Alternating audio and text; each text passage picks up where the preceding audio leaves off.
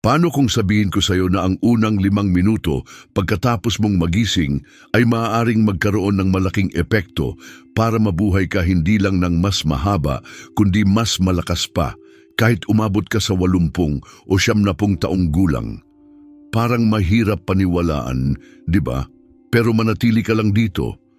Sa pagtatapos ng videong ito, makikita mo kung paano sinusuportahan na ng agham ang ideyang ito sa nakakagulat na paraan. Kumusta? Ako si Dr. Alexander Mendez at nandito ka sa lugar kung saan pinag-uusapan natin ang mga simpleng hakbang na makakatulong sa iyo na tumanda ng may lakas, malinaw na pag-iisip at magandang kalusugan. Kung ikaw ay lampas 60 na o may kakilala kang ganun, mahalaga ito para sa iyo. At kung pakiramdam mo ay mahalaga ang mensaheng ito, pindutin mo ang like button. Ang simpleng aksyon na iyon ay tutulong sa YouTube para maipakita ang ganitong mahalagang impormasyon sa iba pang nangangailangan nito. Ngayon, gusto kitang tanungin, naisip mo na ba kung ano ang nangyayari sa loob ng katawan mo sa mismong sandali na dumilat ang mga mata mo sa umaga? Hindi lang kung pagod ka o alerto, kundi kung ano ang nararanasan ng puso, utak at mga ugat mo sa unang mga minutong yon. Magugulat ka marahil na malaman na ang mga pinipili mong gawin tuwing umaga, kung ano ang iniinom mo, kung paano ka gumagalaw, pati na ang ritmo ng paghinga mo, ay makakaapekto kung magiging matibay o marupok ang pakiramdam mo habang tumatanda ka. Ayon sa bagong pag-aaral mula sa kilalang mga institusyon gaya ng Harvard at Cleveland Clinic, may natuklasan silang kapanapanabik. Ang pinakamalulusog na matatanda, ang mga umaabot ng 70, matalas pa rin mag-isip at malakas ang katawan, ay may isang bagay na magkakapareho sila. Mayroon silang ilang simpleng kaugalian tuwing umaga na may malaking epekto sa kanilang pagtanda. Walang magic na gamot o mamahaling paggamot, mga matatalinong hakbang lang na suportado ng ebidensya na kayang-kaya ng kahit sino. Pero heto ang problema, karamihan sa mga tao na higit 65 taong gulang ay hindi alam ang mga kaugalian na ito. At sa mga nakakaalam, madalas ay binabaliwala lang nila, iniisip na hindi naman sulit gawin. Pero hindi iyon ang magiging landas mo dahil ngayon ituturo ko sa iyo ang tinatawag na golden formula ng maraming nangungunang doktor. Isang 5 minutong routine tuwing umaga na kayang baguhin kung paano tatanda ang iyong utak at katawan. At hindi mo kailangan ng mamahaling gamit o komplikadong routine. Ang kailangan mo lang ay malinaw na layunin at kaunting konsistensya. Pero bago tayo pumunta sa mga detalye, gusto ko munang mas makilala ka. Ano ang pangalan mo at saan ka nanonood?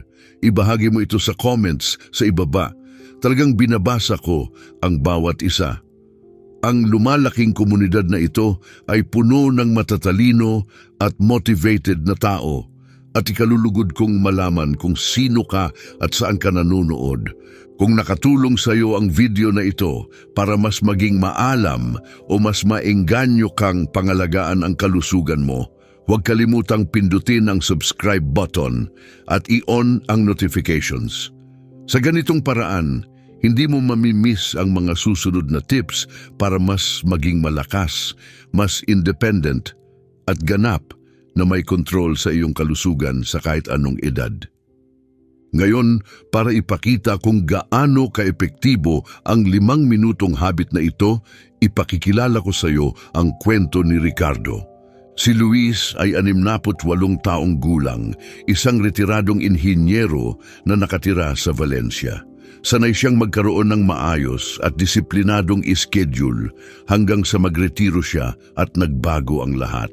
Sa loob ng 2 taon, nagulo ang kanyang araw-araw na routine. Palaging pagod si Luis. Tuwing umaga, matigas at masakit ang kanyang mga kasukasuan, parang naninigas at ayaw gumalaw. Hanggang dumating ang matinding babala mula sa kanyang cardiologist. Kung hindi siya magbabago, malalagay sa panganib ang kanyang kalusugan sa hinaharap. Ibinahagi ni Luis sa akin ang isang bagay na tumatak sa isip ko. Sabi niya, inisip niya na baka hindi na niya abutang lumaki ang kanyang mga apo.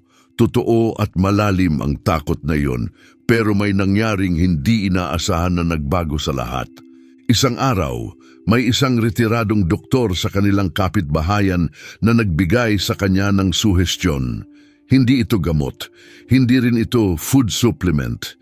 Isa lang itong maikling gawain tuwing umaga na tumatagal ng wala pang 5 minuto. Nag-alinlangan si Luis gaya ng karamihan. Pero sinubukan niya pa rin, iniisip na wala na siyang mawawala. Pagkalipas ng ilang linggo, napansin niya ang maliliit pero makapangyarihang pagbabago. At pagkatapos ng 6 na buwan, hindi makapaniwala ang kanyang doktor sa progreso niya. Bumaba ang kanyang blood pressure. Bumalik sa normal ang cholesterol levels niya. Naging regular ang tibok ng kanyang puso.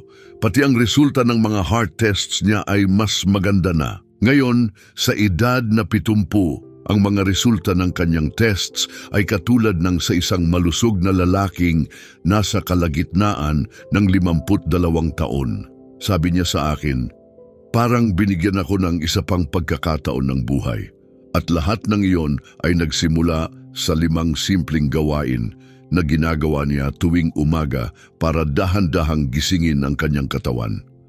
Simulan natin sa pinakauna, pag-inom ng tubig. Sa oras na dumilat ang mga mata mo, dehydrated na agad ang katawan mo, kahit hindi mo ito napapansin. Bakit? Dahil habang natutulog ka, nawawalan ka ng tubig sa katawan sa pamamagitan ng paghinga at balat. Halos kalahating litro ng tubig ang nawawala kada gabi nang hindi mo namamalayan. Dahil dito, nagiging mas malapot ang dugo mo at napipilitang magtrabaho ng mas mabigat ang puso at mga ugat mo. Hindi ito maliit na bagay. Sa katunayan, ang dehydration tuwing umaga ang isa sa pangunahing dahilan kung bakit mas madalas ang stroke at heart attack sa unang ilang oras pagkatapos magising, lalo na sa mga higit 65 taong gulang. Ano ang solusyon? Madali lang, mag-rehydrate agad.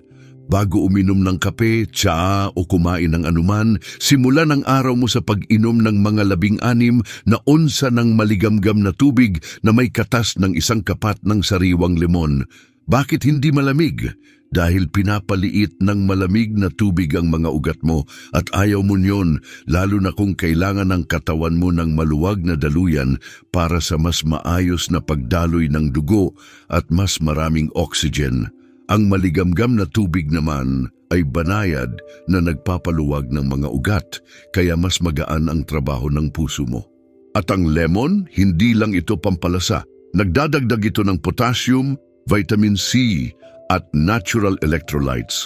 Lahat ng ito ay nakakatulong para lumuwag ang mga ugat, bumaba ang blood pressure, at mabawasan ang pamamaga. Nakakatulong din ito sa atay mo para mailabas ang mga toxins na naproseso ng katawan mo habang natutulog ka. Narito ang isang bagay na baka ngayon mo lang marinig. Ang citrus compound sa lemon ay kayang pasiglahin ang paggawa ng collagen. Mahalaga ang collagen dahil pinapalakas nito ang iyong mga kasukasuan at pinapanatiling matibay at elastic ang balat habang tumatanda ka. Kaya sa simpleng gawain lang na ito, ang pag-inom ng tubig na may lemon, maaari mong simulan ang pagbabago sa buong ritmo ng katawan mo tuwing umaga, mula sa kalusugan ng puso hanggang sa kalinawan ng pag-iisip. Pero huwag kang tumigil lang sa pag-inom ng tubig. Kung gusto mong lubusang gisingin ang iyong sirkulasyon at metabolismo, kailangan mong igalaw ang katawan mo. Ang pag-inom ng tubig ay naghahanda sa katawan, pero ang paggalaw ang siyang nagbibigay ng tunay na simula. Ngayon, pag-usapan natin ang pangalawang mahalagang bahagi ng 5 minutong formula tuwing umaga. Maniwala ka, ang 1 minutong kaugalian na ito ay maaaring ang nawawalang piraso na matagal mo nang hinahanap. At kung nanonood ka pa rin ngayon, gusto kong sandaling huminto para sabihin ng isang mahalagang bagay. Maraming salamat. Ang presensya mo rito ay nangangahulugang pinipili mong unahin ang iyong kalusugan at makapangyarihan ang desisyong iyan.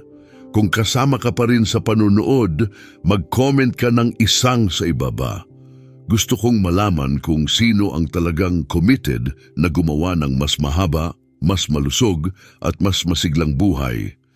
Ngayon, balik tayo sa paggalaw, lalo na sa unang 60 segundo ng aktibidad pagkatapos mong bumangon sa kama. Tinatawag ko itong circulation reset. Maaring simple lang itong pakinggan, pero kaya nitong baguhin ang buhay mo.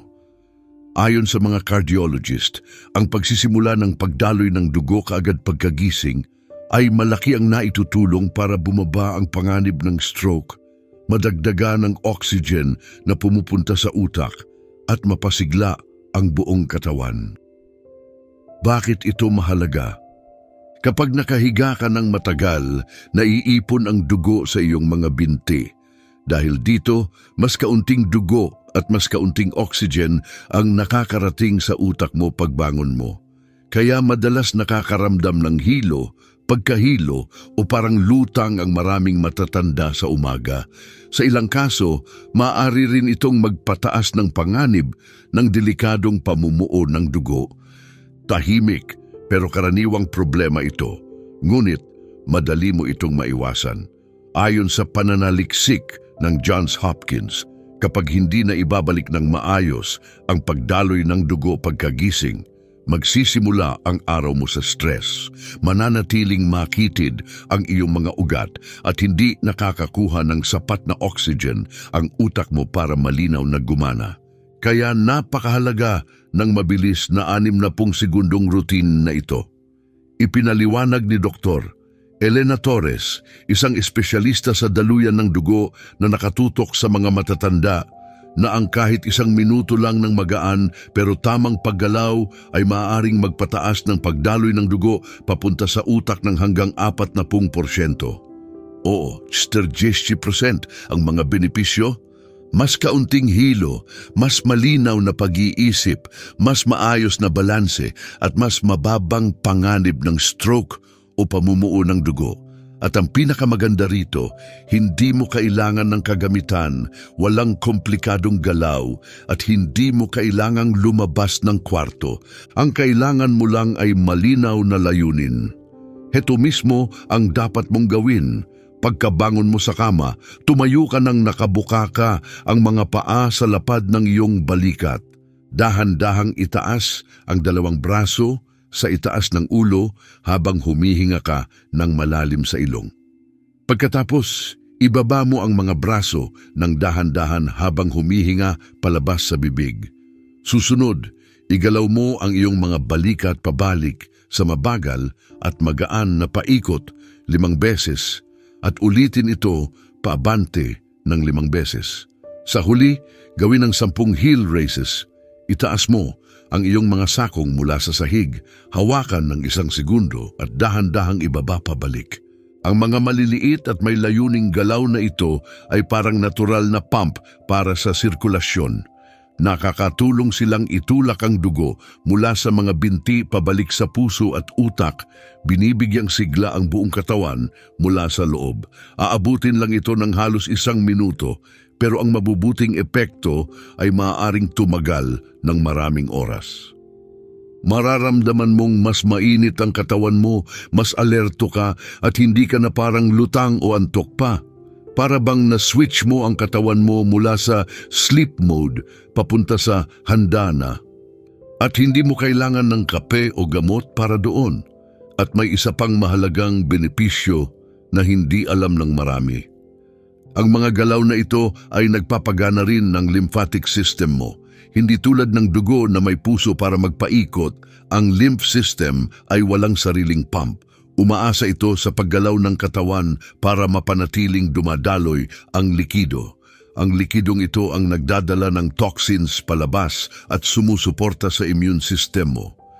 Kaya sa ilang simpleng galaw lang tuwing umaga, hindi lang pagpapabuti ng pagdaloy ng dugo ang ginagawa mo, nililinis mo rin ang katawan mo at pinapalakas ang depensa nito laban sa sakit.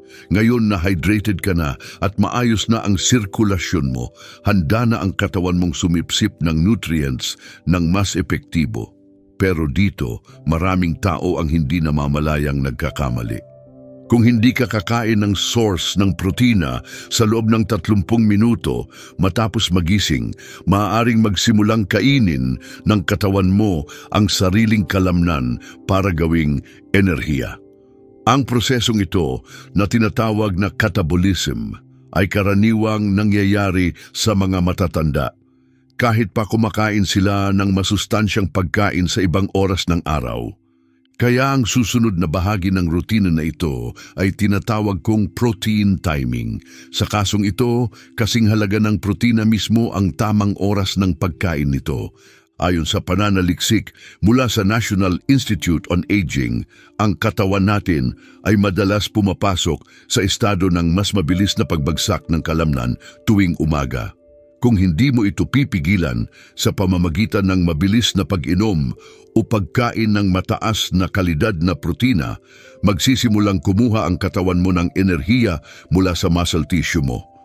Sa paglipas ng panahon, hahantong ito sa panghihina, mas madalas na pagkakasakit at mas mataas na tsansa ng pagkakadulas o injury. Ipinaliwanag ni Dr. Rebecca Fleming, isang espesyalista sa nutrisyon ng matatanda, na ang mga matatandang kumakain ng 25 hanggang 30 gramo ng protina sa loob ng kalahating oras mula pagkagising ay nakakaranas ng hanggang 64% na mas kaunting pagkawala ng kalamnan sa loob ng 5 taon kumpara sa mga nagpapaliban o lumalaktaw ng unang pagkain. Malaking pagkakaiba iyon, kaya anong klaseng protina ang dapat mong kainin? Mas madali ito kaysa sa inaakala mo. Isang high-quality whey protein shake, 4 o 5 egg whites na may isang buong itlog, o isang mangkok ng Greek yogurt na may halong protein powder, lahat ng ito ay maganda. Kung vegetarian ka, pwede kang kumain ng soft tofu, cottage cheese o malinis na plant-based protein mula sa pea at rice. Ang pinakamahalaga ay hindi kung ano eksakto ang source, kundi kung kailan mo ito kakainin.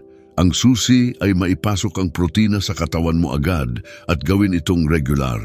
Naranasan mo na bang parang kumakain ka naman ng tama, pero napapansin mong humihina ka pa rin habang tumatagal? Maaaring ito ang dahilan na hindi mo nabibigyang pansin. Sa simpleng paglipat lang ng pagkain ng protina sa simula ng araw mo, masusuportahan mo ang mas malalakas na kalamnan, mas matatag na enerhiya, mas malusog na kasukasuan, mas malinaw na pag-iisip, at pati mas maayos na kalusugan ng puso. Malaki rin ang epekto ng protina sa umaga para makontrol ang gana sa pagkain. Ipinapakita ng mga pag-aaral na ang pagkain ng protina sa umaga ay nakakatulong magbalance ng blood sugar, bawasan ng cravings at pigilan ng labis na pagkain sa bandang hapon. Lalo itong mahalaga para sa mga matatanda na may problema sa timbang, insulin resistance o type 2 diabetes. Kaya isipin mo ito, sa 3 simpleng hakbang, pag-inom ng tubig na may lemon, banayad na paggalaw ng katawan, at pagbibigay ng protina sa mga kalamnan, hindi mo lang sinisimulan ng tama ang araw mo. Binubuo mo rin ang pundasyon para sa mas malusog at mas matatag na kinabukasan.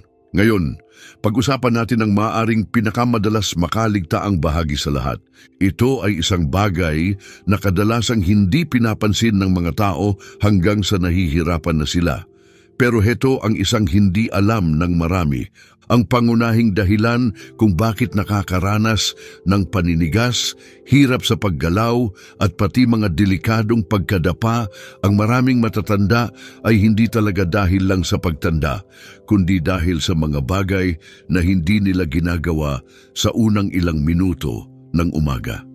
Kaya ang ika-4 na elemento ng morning routine na ito ay maaaring ang nawawalang piraso na matagal mo nang hinahanap. Kasama ka pa rin ba? Kung nanonood ka pa ngayon, maraming salamat talaga. Mahalaga ang commitment mo. Ipinapakita nito na pinipili mong unahin ang kalusugan mo at ang desisyong iyon ay maaaring maka-inspire pa sa mga tao sa paligid mo. Mag-comment ka ng 3 sa ibaba kung kasama ka pa para malaman kung committed ka pa rin. At kung may natutunan kang mahalagang kaalaman sa video na ito, pindutin ang like button at ishare ito sa isang taong maaaring makinabang. Minsan ang maliit na aksyon ay nagdudulot ng malaking pagbabago. Ngayon, puntahan na natin ang ika-4 na elemento, ang 90 segundong mobility sequence. Pagkatapos ng buong gabing nakahiga, hindi lang mabagal ang pagdaloy ng dugo mo.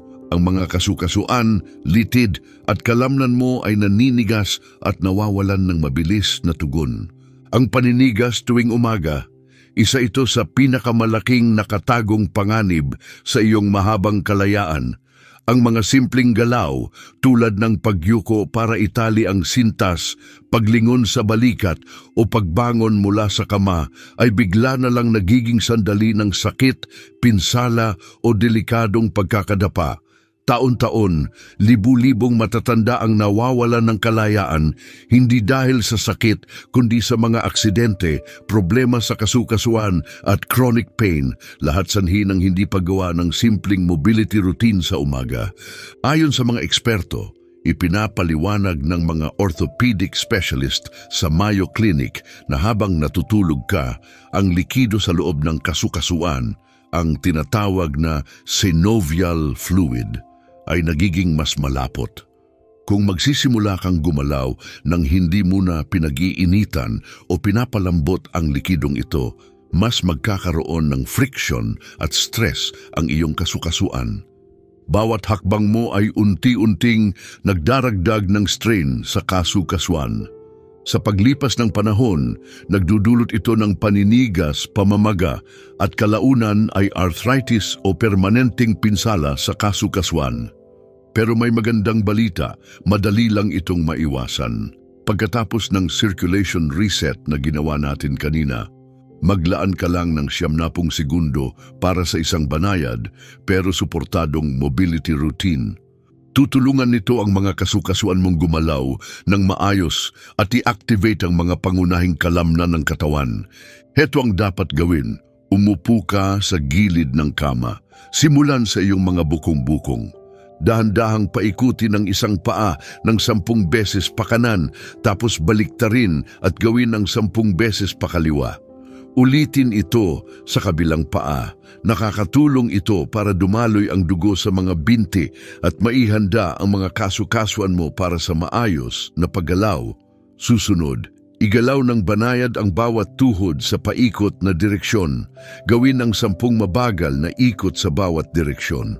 Huwag magmadali, maging maingat sa bawat galaw at panatilihing relaxed ang katawan. Ngayon, tumayo ka mula sa kama. Humawak sa matibay na bagay tulad ng poste ng kama o matibay na upuan. Dahan-dahang igalaw ang iyong katawan pakaliwa at pakanan. Gawin ito ng 5 beses bawat side. Pagkatapos, mabagal na igalaw pakanan at pakaliwa ang iyong baywang. Siguraduhing mahinahon at walang bigla ang galaw. Para tapusin ang sequence, igulong ang iyong mga balikat pabalik ng 10 beses habang humihinga ka ng malalim at kalmado. Iyon na ang buong routine. Wala pang 2 minuto, pero ang epekto nito ay maaaring tumagal ng maraming oras. Ang simpleng habit na ito ay tumutulong para mas dumulas ang galaw ng mga kasukasuan, bawasan ang paninigas sa umaga, pagandahin ang koordinasyon at bawasan ang panganib ng pagkadapa, lalo na kung nagkaroon ka na ng problema sa likod, tuhod o spine noon at may isang makapangyarihang benepisyo na madalas hindi napapansin. Ang mobility exercises ay nakakapagpasaya ng pakiramdam. Tama, ang paggalaw ng katawan ay tumutulong maglabas ng natural na kemikal sa utak na tinatawag na endorphins. Ito ang mga feel-good hormones na nagpapagaan ng pakiramdam at nakakabawas ng stress. Nakakatulong itong alisin ang anumang natitirang kaba o lungkot na kadalasang nararanasan tuwing umaga, lalo na sa mga matatandang mag-isa sa bahay o dumadaan sa pagdadalamhati, pagod o kalungkutan. May isa pang layunin ang mabilis na routine na ito. Tinutulungan ka nitong lumipat mula sa pahinga papunta sa aktibong estado. Binibigyan nito ng oras ang utak mong mag-adjust, ang katawan mong mag-init, at ang emosyon mo para kumalma bago magsimula ang araw. Para itong pagtutono ng isang instrumento bago ang konsyerto. Hindi lang ito tungkol sa pag-iwas sa sakit o injury. Ito ay tungkol sa pagpili kung paano mo gustong simulan ang araw mo. Ngayon, sariwa na ang katawan mo, aktibo ang sirkulasyon, energized ang mga kalamnan, at handa na ang mga kasukasuan. Pero mayroon pa tayong huling hakbang at maaaring ito ang pinakamahalaga sa lahat. Ang paggising sa iyong isipan. Dahil aminin natin, kung magulo ang isip mo, kung pakiramdam mo ay distracted ka o parang wala sa sarili, balewala ang lakas ng katawan mo. Hindi mo lubos na mai-enjoy ang buhay kung hindi malinaw at present ang isip mo. Kaya ngayon, puntahan natin ang ikalimang elemento, ang mental clarity practice. Hindi ito kailangan ng pag-unat o paggalaw ng katawan. Sa halip nakatutok ito sa pinakamakapangyarihang bahagi ng katawan mo, ang utak. Maraming tao ang iniisip na pagkatapos ng 65, natural na lang na humina ang pag-iisip. Pero ayon sa pananaliksik, hindi ito palaging totoo. Natuklasan ng mga siyentipiko sa Stanford Center for Brain Longevity na ang unang 30 minuto pagkatapos mong magising ay espesyal na panahon para mapabuti ang memorya, focus at talas ng pag-iisip. Paano? Sa isang simpleng mental exercise na nagpapataas ng protina sa utak na tinatawag na BDNF, Brain-Derived Neurotrophic Factor. Ang protinang ito ay parang pataba ng utak. Tinutulungan nitong lumikha ng bagong mga selula sa utak at mas patibayin ang mga koneksyon sa pagitan nila. At heto ang nakaka-excite na bahagi. Hindi mo kailangan ng komplikadong gawin. Hindi mo kailangang mag-aral ng math o mag-memorize ng tula. 1 minuto lang ng tahimik at nakatutok na pag-alala ay sapat na. Heto ang dapat mong gawin. Pagkatapos ng mobility routine, humanap ka ng komportabling mauupuan. Pumikit, mag-relax at simulang balikan sa isipan ang nakaraang araw, pero pabalik. Simulan sa gabi. Ano ang kinain mo sa hapunan? Sino ang nakausap mo? Anong suot mo noon? Pagkatapos, balikan pa sa hapon at sa huli sa umaga. Ano ang maliliit na bagay na naaalala mo? Saan ka pumunta? Anong naramdaman mo? Habang nasasanay ka sa gawain na ito, subukan mo pang balikan ang araw bago kahapon o alalahanin pa ang mas maliliit na detalye. Isipin mo ang amoy ng almusal mo, ang suot ng ibang tao, o ang hitsura ng langit noong umagang iyon. Ipinapakita ng mga pag-aaral na ang maikling habit na ito araw-araw ay nakakapagpabagal ng pag-urong ng memorya na konektado sa pagtanda at nakakatulong panatilihing matalas ang isipan hanggang sa 80 at 90. Sa katunayan, ang mga taong regular na gumagawa nito ay kadalasang nagkakaroon ng pag-iisip na parang 10 hanggang 20 taon mas bata. Higit pa doon, pinapalakas ng practice na ito ang tinatawag na cognitive reserve. Ito ang kakayahan ng utak mong gumawa ng bagong mga koneksyon kapag nasisira na ang luma. Kaya, kung haharapin ng utak mo ang stress o pagkasira dahil sa edad, kaya pa rin itong mag-adapt at gumana ng maayos. At kapag sinamahan mo ito ng maayos na hydration, regular na paggalaw at masustansyang pagkain, mas lalo pang lumalakas ang mga benepisyo. Pinagsama-sama, ang mga habit na ito ay bumubuo ng makapangyarihang balanse para sa isip at katawan, hindi lang para mabuhay ng mas matagal, kundi para mabuhay ng mas masigla at malinaw. Kaya, Ano sa palagay mo, handa ka na bang gawing pinakamakapangyarihang bahagi ng araw mo ang 5 minutong ito? Dahil kung oo, hindi mo lang ina-upgrade ang routine mo, isinisigurado mo ang mas magandang hinaharap. I-comment mo kung alin sa 5 habits ang pinaka-excited kang subukan bukas. At kung ginagawa mo na ang ilan sa mga ito, gusto kong marinig kung paano sila nakatulong sa'yo. Ibahagi ang kwento mo, maaari itong maka-inspire sa iba na magsimula rin. At huwag kalimutang mag-subscribe kung gusto mo pa ng mga tips na tutulong panatilihing malakas ang katawan, malinaw ang isip, at masigla ang iyong diwa araw-araw. Kapag maayos na hydrated ang iyong utak at napupuno ito ng sariwang oxygen, may kamangha-manghang nangyayari. Nagiging mas alerto ang iyong utak at handang-handa na para sa mga gawain na nangangailangan ng pag-iisip. Ibig sabihin, hindi lang epektibo ang iyong morning brain exercise, nagiging mas makapangyarihan pa ito. Mapapansin mong mas matalas ang pag-iisip mo, mas mabilis kang makaalala at mas maganda ang pakiramdam mo. Pero lahat ito ay nagsisimula sa pagbibigay sa utak ng tamang fuel bago mo ito hingan ng kahit anong trabaho. At ngayon mga kaibigan, narating na natin ang pinakamahalagang mensahe ng araw na ito. 5 minuto lang, 5 maliit pero makabuluhang hakbang. Iyan lang ang kailangan para makalikha ng matibay na pundasyon para sa mas mahabang, mas malusog at mas independent na buhay, anumang edad mo. Kahit nasa 7 dekada, 8 dekada o higit pa, kayang baguhin ng 5 habits na ito kung paano ka kikilos, kung paano ka makakaramdam, at kung paano mo haharapin ang bawat bagong araw. Oo, maaaring mukhang masyadong simple ito, pero ang totoo, madalas ang maliliit, araw-araw na desisyon, ang tahimik at tuloy-tuloy na mga hakbang, ang siyang nagdudulot ng pinakamalaki at pinakamatatagal na pagbabago. Sa kasamaang palad, maraming tao ang hindi ito pinapansin. At yun ang isa sa mga dahilan kung bakit unti-unting nawawala sa maraming matatanda ang kanilang lakas, malinaw na pag-iisip at pakiramdam ng kontrol sa kanilang buhay. Pero may ibang klase ng tao, isang piling grupo na may ibang ginagawa.